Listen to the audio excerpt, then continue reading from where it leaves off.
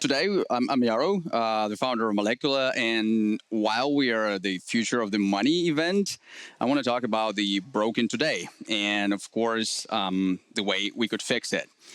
We all like native to DeFi, we're DeFi professionals or enthusiasts whatsoever, and for us, we are already living in the middle of this financial revolution, like the new world finances. Regulations coming, stablecoins printed like crazy. The amount of on-chain transaction is already exaggerating Visa and MasterCard transaction aggregated.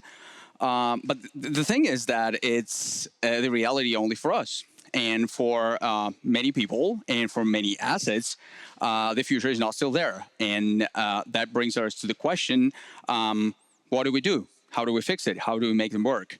And I'm not talking some small number. It's over $200 billion in stablecoin and ETH only. We're not talking about anything else. So only this. So this money is already in crypto, but somehow it's not on DeFi. And we probably should ask ourselves why. Where do we come from? We come from TradFi, traditional finances. It was built intentionally difficult, intentionally like a maze, where you need a guide, you need to pay that guide to actually understand what you're doing. They say, you know, man, the regulation, the paperwork, all those problems, pay me a management fee and I will show you the way. Otherwise you get wrecked. And that's actually still true. Crypto was supposed to fix that. It was supposed to bring simplicity, bring access to new finances for everyone, no matter where you live, who you are. You don't need a license to be a bank to be able to lend or borrow money and have access to other financial primitives. That's a great world we all envision, but are we there?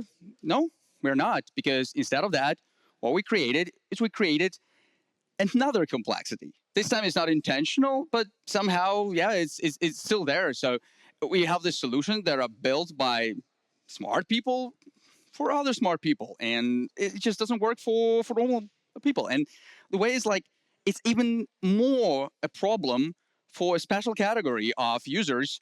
We all know about them. Traditional finances love them. And these are the high net worth individuals, or we call them HNWI. And it's a huge opportunity for DeFi, actually, because the stats is that only 20% of general population already hold crypto.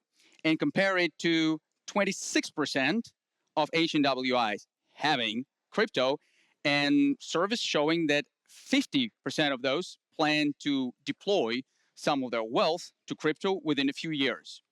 And their wealth is huge. It's actually more than 86 trillion of assets. Well, of course, we are not getting access to all those 86 trillion anytime soon, but at least those few hundred billion, something we must look for. And the question we're asking, like, why this money is slipping? What makes them sleep? Why they don't move? And the reasons are bad UX. Like we all should admit it. The UX is a disaster in DeFi. Second problem is that the communication is broken.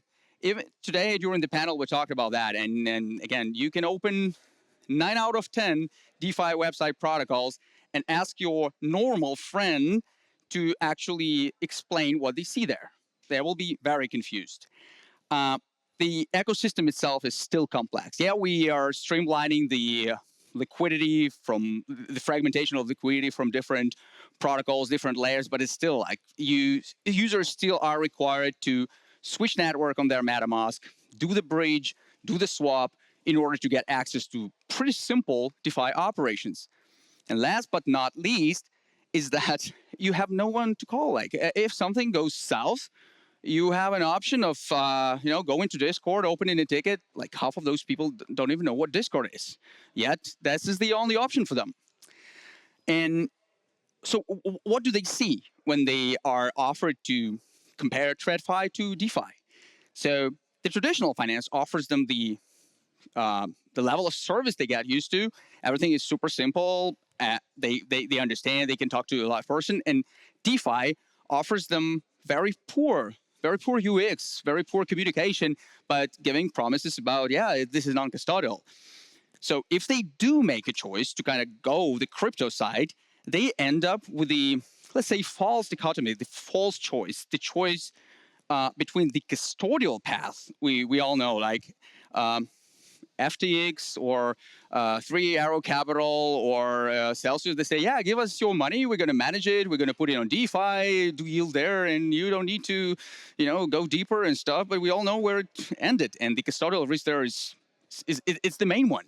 On the other side, they have the DeFi path where you get back the sovereignty that you lose on the custodial path. But the problem is that currently DeFi wants you to give up the peace of mind and comfort and easiness of making yield on your money. So that's a bad choice, essentially. I know that from my own experience because that's actually how Molecula was born.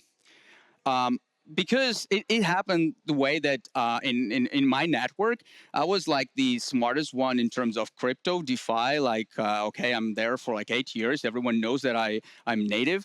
So whenever they hear about any DeFi yield, what's the FINA? I heard people make nice money there. Help me. And I help them. Okay, help them deposit, help them understand how it works and stuff. And it's all fine. I mean, like I love helping my friends and family. The problem is that I suddenly became like a 24/7 support desk for Athena, for Frax, for other protocols, because when these guys try to do something and they cannot connect, or the transaction goes somewhere, they call me. It was fine until it wasn't. And they're asking questions like, why do I need to approve things before I do so? What exactly I approve? Because we all know that sometimes the thing that you're signing in your MetaMask looks like pretty scary if you're not familiar with hex codes or something. And this is something everyone experienced in their life, It's fine when it's, a game or something, but it's not fine when you've just sent 500K from your crypto wallet and it hasn't arrived because the interface shows you this error and you just don't know what the Etherscan is and how you go and see what's happening with their transaction. Yeah, that's the moment when they called me all the time. And that brings us to the understanding that the tech, as we often think, is not a problem. The tech is actually pretty cool, and I've witnessed it becoming cooler and cooler, better and better. And right now we have so many solutions about like bridging, liquidity fragmentation that we haven't had like 5 years ago, 3 years ago. But the main problem why this money doesn't come to crypto is still not on that layer. It's on the layer of communication and customer interaction.